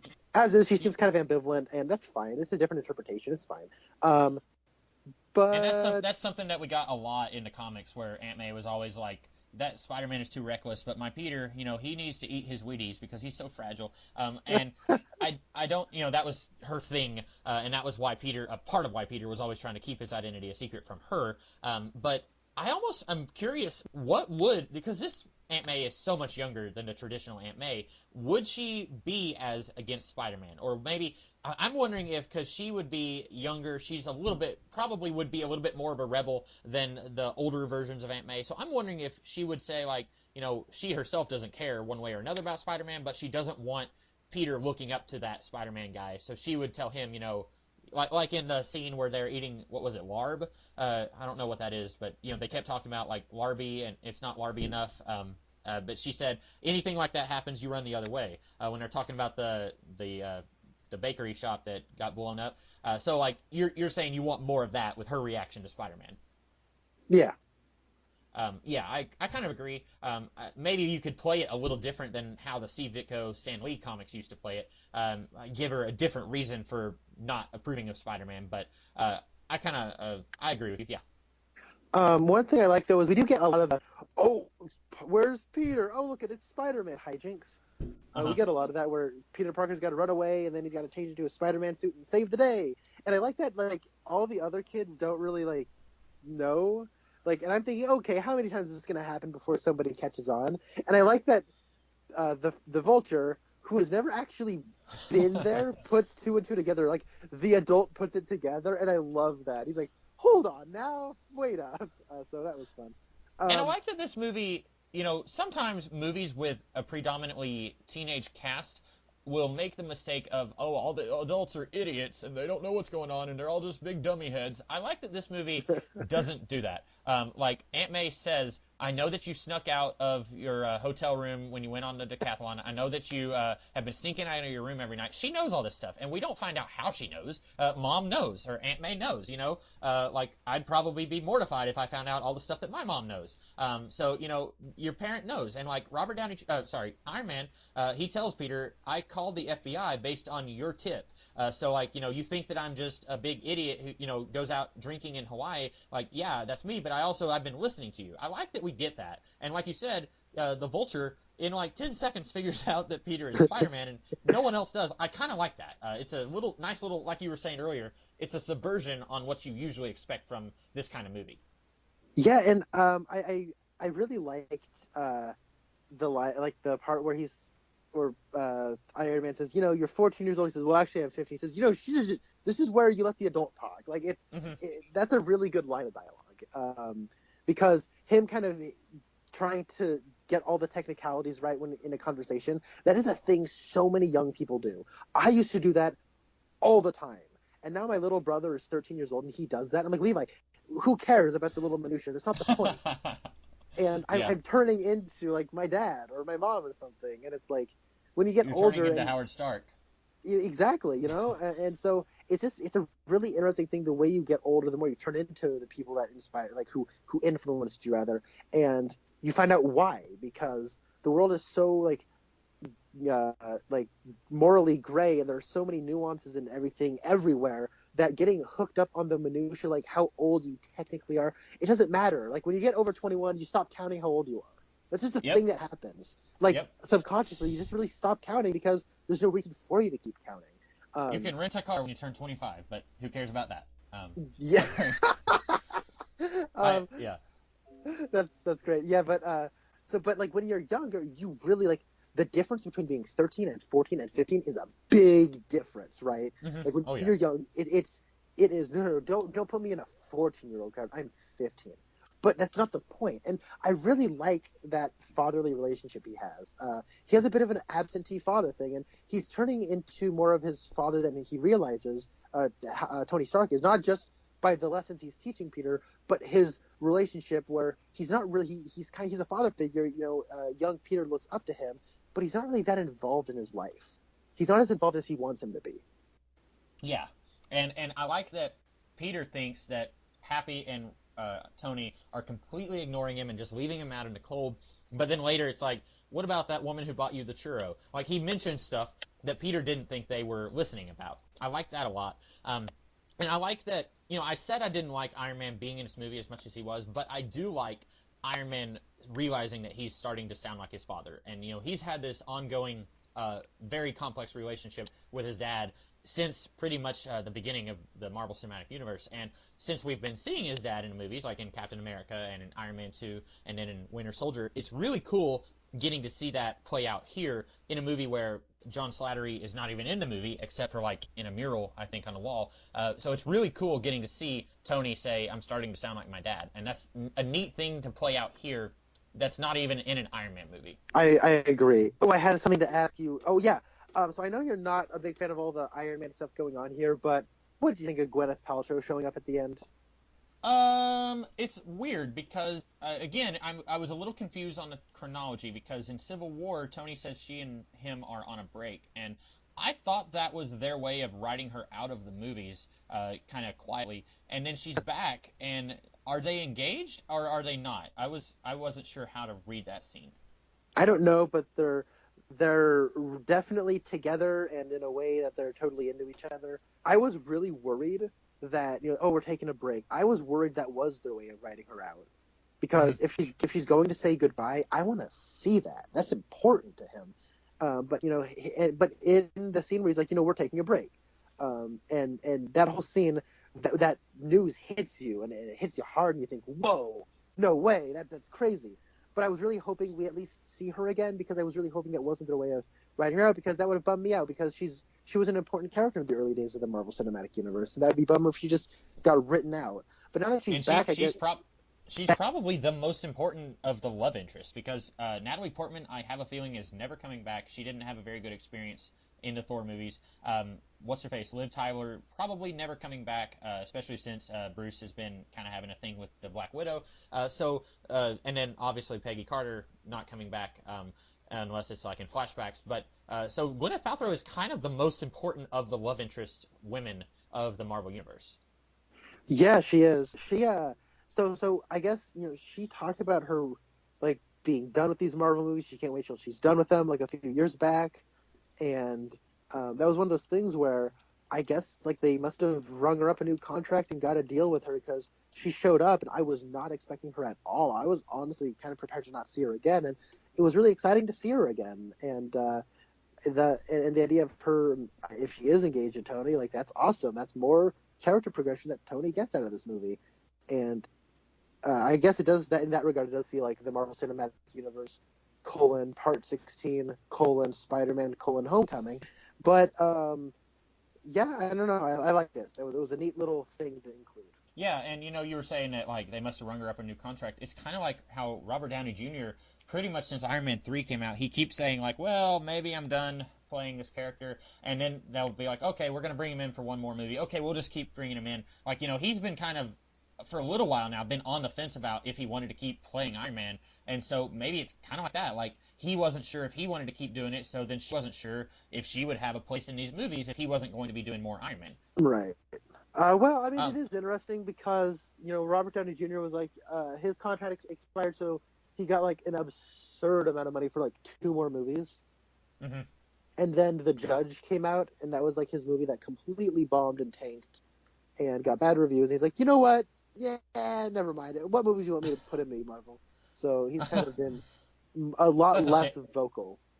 It's a shame because I like Robert Duvall, and I never watched that movie, and I probably never would have even if it did well. But that's a shame because I like it when big name actors try to do something like more personal, and that's sad. But anyway, I never saw the movie, so I don't really have much of a soapbox to stand on. So you don't know, you're not sure if he and Potts are married or engaged at the end, because like Happy tosses him the ring, and it's like, hey, we got the ring, like Peter's not going to be an Avenger, so we need an announcement.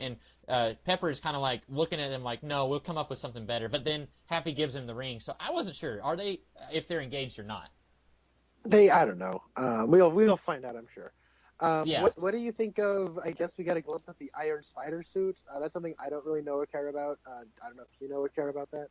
I know of it. I know in the Civil War in the comics, for a little while, Peter wore the suit. I don't know why, because in the comics, Peter was younger than Tony, yes, but he had been doing this for 40 real years, about as long as Tony had. So in the comics, it made no sense for Tony to say, here, I'm going to give you another suit, and I'm going to take you under my wing. Here, it makes a little bit more sense But I'm glad that we're not going to be changing costumes every movie. It seems like since Amazing 1, every time we get a new Spider-Man, we change the costume slightly. So hopefully we can stick with one costume for multiple movies, but maybe not. But I liked that Peter. I liked his arc at the end where he decides that he's going to kind of stay on the ground a little bit. I like that. I'm trying to think if there's anything else to cover. Do you have any expectations slash theories for, I guess, later Spider-Man appearances slash later Spider-Man movies? All right, so I want the villain of the next one to be Kraven the Hunter. I like it. Yeah. But I want the thing to open with like, the chameleon is going to rob a bank.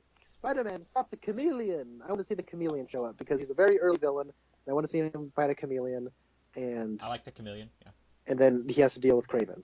That's what I want to see. Yeah. That's really all I want, and I want a little bit more of the bond between Peter and Aunt May. That's what I want to see out of the sequel. I like it. You know, I don't know if you know this. In the comics, the chameleon and Kraven are actually like half brothers or step brothers or something weird like that. Really? How about, okay, Yeah. you put away my brother. I'm coming for you, Spider-Man. That would be a really what? good. What's that? Yeah. No, that'd be a really good motivation for Kraven. Yeah. And keep it in like the themes of family and whatnot. Also, I theorize that Avengers 4 is going to be called Avengers Secret War. And Ooh. what if he gets the black suit in that movie? I could deal with that. Kraven, black suit, boom, right there. Yeah. So I want to see, and it will never ever happen. But you know how I guess you're not as into the Raimi movies as I am, but the guy who was in Evil Dead and he was in all of the Raimi movies, and I can't think of his name. Bruce Campbell. Bruce Campbell. Yeah, yeah.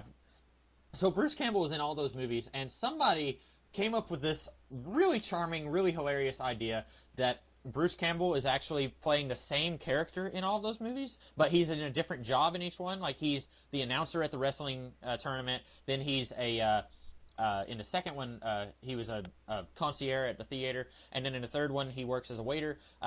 I really want him to be Mysterio, and I want him to be the same Mysterio from those movies, because in the Spider-Man comic book crossover, we find out that, and maybe we found this out even earlier than that, but Mysterio from the Ultimate Universe was actually Mysterio from the 616 universe using like a robot avatar to cross over. So I think it would be really funny if we could get Bruce Campbell to play Mysterio, and if we could somehow say that he has crossed dimensions. They will never ever do that, but I think that would be hilarious. Since they won't do that, I would be okay with Kraven and Chameleon. I like Chameleon a lot. He showed up in like Amazing Spider-Man issue 1, and then it was like 100 issues later before he showed up again. So I would be all over Chameleon. I would love for them to find a way for him to not be like Mystique. I wouldn't want it to be like a natural power that he has. In the animated series, he kind of just had shape-shifting powers. I would really love for him to have some kind of like a mask or something like that. What if he's just a bank robber who has like that shield like face changing mask from Winter Soldier? Oh, It's like, oh, I'm the chameleon. Ooh, oh, you're just taking some more of those like shield stuff from wreckage sites because they talk about how they're still cleaning up the Triskelion mess. What if they find that in the Triskelion mess and they just do that? I like that a lot. Yeah, that's a really good way because, I liked how this movie bounced off of something that happened in the Avengers movie and used it as a way to jumpstart some of these villains. That would be a really good way to do that. Yes, please do that for Spider-Man 2, Spider-Man the Winter Formal. That would be awesome. And like you said, I want to see more of Aunt May talking to Peter about being Spider-Man. I would kind of like to see her, if you are going to keep this connection between Spider-Man and Iron Man, let's have Aunt May go and confront Iron Man and say, hey, you, did you, there's this scene in Buffy the Vampire Slayer season 3 where Buffy's mom comes to Angel and basically says, I want you to break up with my daughter because she can't see that this relationship isn't good. I would really love to see something like that where Aunt May comes to Tony and basically says, you have endangered my nephew's life by introducing him, not necessarily introducing him to the superhero world, but enabling him. It'd be really cool if we could see something like that where at first she's really not okay with it, and she kind of goes and gives him a piece of her mind, and then later she finds out that Peter is saving people and that this is something he would do anyway, regardless of Tony's involvement. That'd be kind of neat. That would be neat, yeah. One more complaint I have regarding the film is oh, the bad guys are in Maryland. Well, ain't that convenient? Because I got something to do in Washington D.C. Hmm. That was like too convenient for me. But yeah, that's it.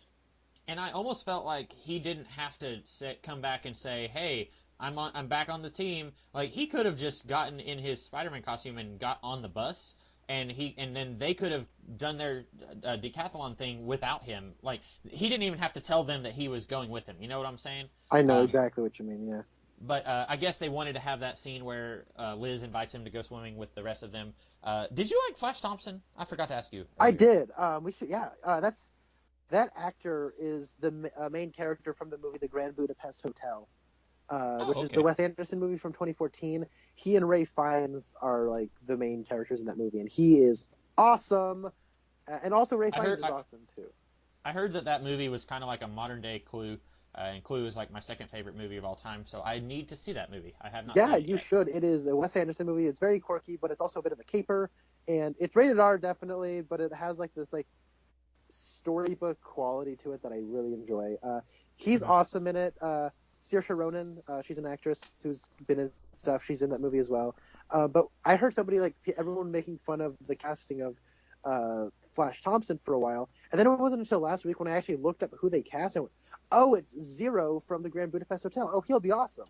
And he was awesome. Hmm. I liked him, and he's a different kind of bully, while still kind of being like filling the same void in Peter's life that the original Flash Thompson Jock did in the original comic.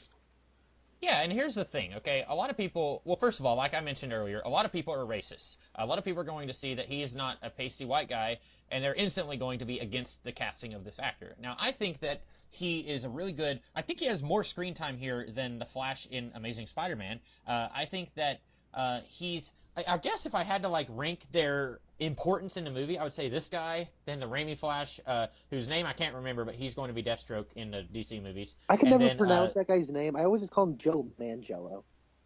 yeah, it's something like that, Mangiolio or something. It's an Italian name. And he was in How I Met Your Mother, and he's a funny actor. I like him a lot. I think he was in True Blood, but he barely has anything to do in those Raimi movies. Like he's just in the first movie. But like you said, this is a different kind of bully because like I've been to high school, you've been to high school, you've been a little bit more recently than I have. There's not a whole lot of like, hey nerd, I'm gonna stuff you in a locker and take your lunch money. At 3 o'clock, your butt is mine, and I'm gonna mow it. There's not a whole lot of that anymore. Like I was. I don't think it's showing my hand too much to say that I was kind of in the nerdish outsiders circle in high school. I basically just went to high school and just kept to myself and just wanted to go home. I didn't really enjoy high school. It's not that it was like a living nightmare like it often is portrayed, but I didn't like high school. But no one ever bullied me. You know, no one ever came up and like gave me wedgies and gave me swirlies like you see on TV still to this day. Most of the time, if you're going to have a bully, it's going to be someone like the Flash Thompson in this movie, who verbally antagonizes you and verbally is constantly calling you out on stuff. And I like that.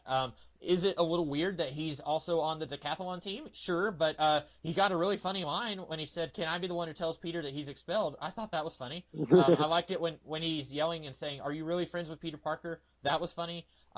It's a little bit off color, but his nickname for Peter I thought was hilarious, and every time they brought it up, I thought it was funny. I liked him.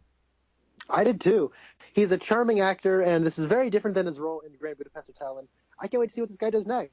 He's awesome. Hmm. Was there anything Yeah, else you wanted to talk about in this movie? I don't think so. One of the girls on the decathlon team is apparently a newish character in the Spider-Man comics, Silk. I didn't know that because I've read a little bit with her in the Superior Spider-Man comics. She briefly intersected with Peter after Doc Ock had left Peter's body. I don't know anything about that character though, so I didn't know that. But the Asian girl who's on the team, apparently that's Silk from the comics. She's just been in the comics like the last 5 years, so I think it would be neat if they could bring in some of these newer spider-themed characters like Silk and Miles Morales. Maybe once Peter is like a senior, like bring in Miles Morales and have him be a freshman, and then have this girl be like a co-spider character. You know, I think that could be neat, but I don't want them to get carried away with it. Yeah. I hear what you're saying. I don't think I have anything else to say though. I liked what did I say about using the bell for comedic purposes? Um, That's a good. that was great. All Did right. you? So I just pulled out the trophy for momentarily, but I brought it here for motivation for this meeting.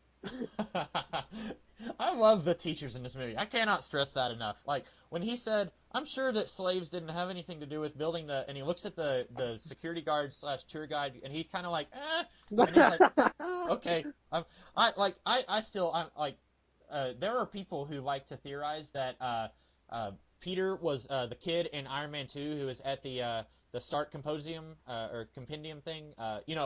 When Tony comes and he blasts one of the drones and there's a kid wearing an Iron Man mask. A lot of people think that that's Peter Parker. I don't really care about that fan theory, but I kind of like the idea that Martin Starr in this movie is the same Martin Starr from Incredible Hulk. I still think that's really funny. See, it's funny because when he said that, I could have sworn Lou Ferrigno was the one he bribed with the pizza. He did, yeah. He goes in and Lou Ferrigno is the security guard, and he says, "Oh man, I can't. If I'm gonna get fired if I." And then he's like, "Here's one pizza for like an entire pizza for Lou Ferrigno." And then later he's in the computer lab and he looks over and Martin Starr is sitting at a computer eating a slice of pizza. So it's like he gave, I guess, one pizza to Lou Ferrigno and one to Martin Starr. Okay. He doesn't have any lines in that movie. He's just there in the computer lab. That's funny though. But I do yeah, like that fan theory. That's a good fan theory. Oh, and the principal is apparently the same actor who played, I can't remember his name, so this is going to sound a little racist, the Asian guy in the Howling Commandos in the first Captain America movie. Oh, it is. It is. Wow. And I didn't notice this, but I read this online. Apparently, in his office, there's pictures of that Howling Commando, so people are saying that he might be the grandson of that guy, and I think that's kind of neat. That would be cool. Yeah. It's kind of like you said about like connections between these movies. I think that's a neat connection that it doesn't bother me. I'm sure some people don't like it, but I kind of like it. Yeah. If this guy is the grandson of the Howling Commando, it makes sense that he would have this curriculum in his high school more centric around modern stuff, like the Sokovia Accords And these videos of a war criminal telling you about puberty. Yeah. That was okay. So did you like the post credits scene? Because that's possibly the hardest I've laughed at something. Because ever since like Iron Man 2, I have been whining and crying about how they put these post credit scenes at the very end of the credits and how they could stick it at the beginning of the credits and let us leave the theater. Like I have to pee really badly. I've been holding it in for 2.5 hours and I just want to leave. And you make me stay for something that could be stupid. I've been complaining about that for like 9 years now, and I thought it was really funny. It seemed like they were making that Captain America scene just for me. What did you think of that one? I thought it was hilarious. That's probably the most I've laughed at a post-credit scene since the Guardians of the Galaxy Howard the Duck scene. Mm-hmm. Yeah. I remember when that Howard the Duck scene came up, everyone's like, what? And me and my brother were laughing and laughing and laughing. And people were like, well, I don't get it. And I said, don't you know what Howard the Duck is? And they said, no. And I went, oh, okay. See, I thought it was hilarious, and yeah, I remember people like people reviewing that movie saying like, oh yeah, there's a post-credit scene, but it's stupid.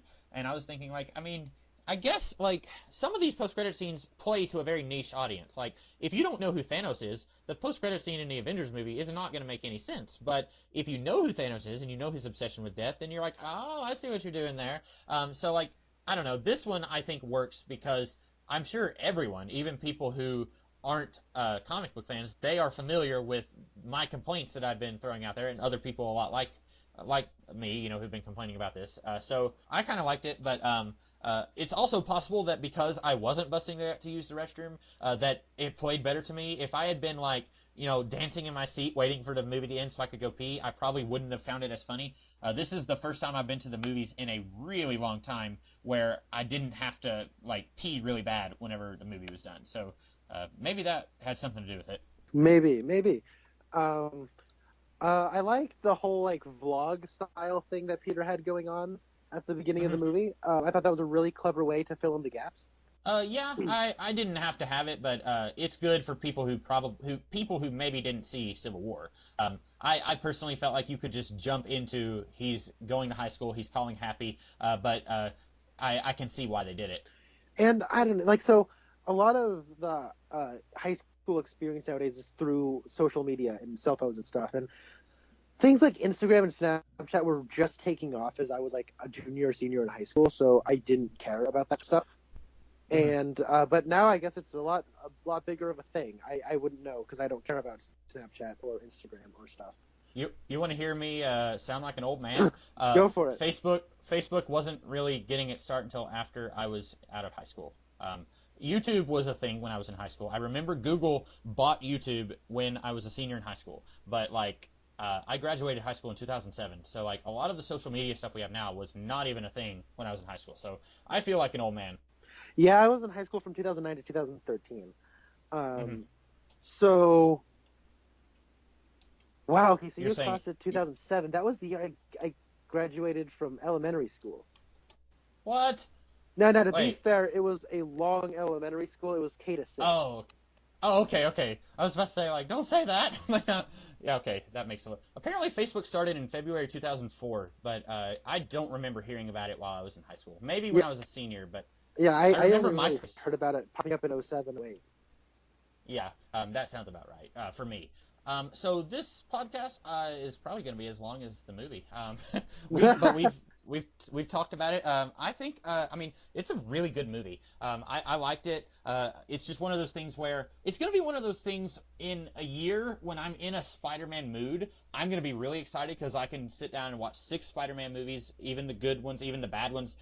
So like, and then I'll be able to watch this and say, this is what's really good about this and what the other ones didn't get right, and this is what the other ones did better.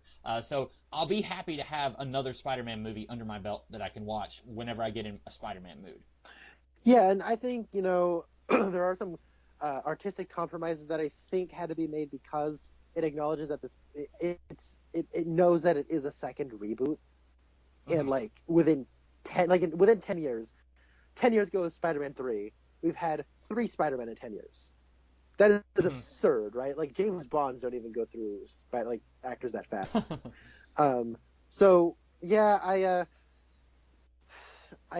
um I think that there are some artistic compromises here that they had to make just for the sake of keeping it fresh. But I think those sacrifices paid off in a big way. This is a fresh, exciting, entertaining, unique Spider-Man too. I like this guy, and I think Sayonara, Captain America: The First Avenger. You just got kicked out of my top 5 Marvel Cinematic Universe films. Aw, I like that one though. I I really like mean, that movie too. yeah. Um, I don't know what my top 5 are. I can't think of it now. That's it's really difficult because there's so many. I did not realize there were 16 Marvel Cinematic Universe movies. That sounds crazy, Hmm. but I mean we've been doing this since 2008. Like next year will be the 10th anniversary. Like that's crazy to me. But yeah, that's I don't know if I could pinpoint my top 5 right now. What are your top 5? Just curious. My We'll make this favorite, podcast go a little. my number one is Civil War. My number Okay. two is Avengers: Age of Ultron. My number Yeah. three is Captain America: The Winter Soldier. Number four is going to be Spider-Man: Homecoming, and number five is Iron Man 3. Oh, okay. Up until you said Iron Man 3, I was thinking I pretty much agree with that. I don't hate Iron Man 3, but it's also I don't love it either. So that's because I remember when it first came out, a lot of people just kind of had this vitriolic response to it, and my favorite thing about that movie is the thing that everyone else likes about it, or that everyone else hates about it. So like it's a weird thing. I wouldn't put it in my top 5, but I did like that movie more than the people who hated it did.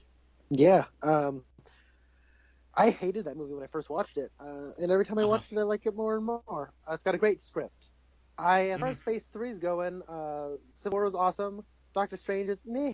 Guardians of the Galaxy Volume 2 was really, really good, and I think Spider-Man: Homecoming is great, but not quite as great as Civil War. Hmm. Um, yeah, it's shaping up to be a good phase of the Marvel universe. I'm thinking. I'm excited for Thor, which is something I never thought I would hear myself say.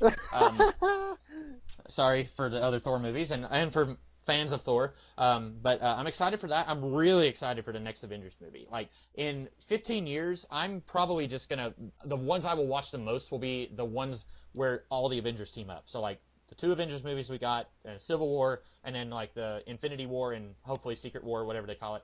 Those are the movies I'll probably rewatch the most. Okay. And I don't know, I see myself coming back to this because it is so small and somewhat inconsequential. See, it's inconsequential in the larger whole, but it is huge on a personal level for Peter. That's what I really liked about this. This is like what I wanted Ant-Man to be like. You know what I mean? Mhm. Like it's small, it's smaller scale. It isn't like the world is going to blow up consequences, but it's a smaller, intimate, more intimate story that is profound for its central character. I just found this character stuff to be much more impactful here than in something like Ant-Man. I liked Ant-Man, but that's okay. That I don't know if I'd put it in my top 5, but I was pleasantly surprised by Ant-Man. Oh, yeah, I'll no, say that. don't get me wrong. I like Ant-Man. I just don't. Yeah, Mhm. I think there's. I put it like in the same boat as like Doctor Strange, where I mean it's fine. I kind of like it, but to me it's in the forgettableness. Like, so the way I see these Marvel movies is there's like a top 5, top 6, so to speak, right? There's a Yeah. bottom 3 for sure, and then everything else is pretty much on the same level of it's pretty good, but it's Mhm. like 8 movies. You know what I mean? Yeah. It's like this Yeah. huge box of movies that, like, I mean, wow, Ant-Man is seriously your 4th from the bottom? Yeah, but it's not in the bottom 3. It's not like it's clearly much better than Thor 2, Iron Man 2, and The Incredible Hulk. It's clearly better than those. No, I knew you were gonna say that. I like Incredible Hulk. Oh, I'm sorry. I know you don't like it as much. I like Incredible Hulk a lot more than Iron Man 2 and Thor: The Dark World. Okay, but to me, it's like those are definitely the bottom 3. Then there's like 2 spaces reserved for future movies, and then it would be like Ant-Man and Doctor Strange, and then going upwards into the upper echelon of that middle range, you get stuff like Captain America: First Avenger is at the top of that, but then you have like Guardians of the Galaxy, the first one, which is towards the top of the or Guardians of the Galaxy Volume 2 and the first Guardians of the Galaxy movie and the first. I don't know. You got what I'm saying though. There's like an Mhm. it's like a spectrum of pretty good. Mm-hmm. Yeah. So I think with that being said, we have exhaustively covered this movie. We both liked it. We recommend that you watch it. I'm going to be very excited to have this one on DVD when it comes out. So with that being said, any final thoughts, Connor? Spider-Man: Homecoming, 8 out of 10. Okay. That sounds about right for me. I wasn't sure what I'd put on a number, but I think that's, because I think if I get past the stuff that I was bringing into this movie with the previous franchises, if I just judge this movie on its own, yeah, I would say 8 out of 10. So that being said, I am the Comics Kid 2099, And I am Connor Nielsen. and Hey. we will see Oh, you guys let's in go. the future. Hey, ho, let's go. Hey, ho, let's go. Hey, ho, let's go.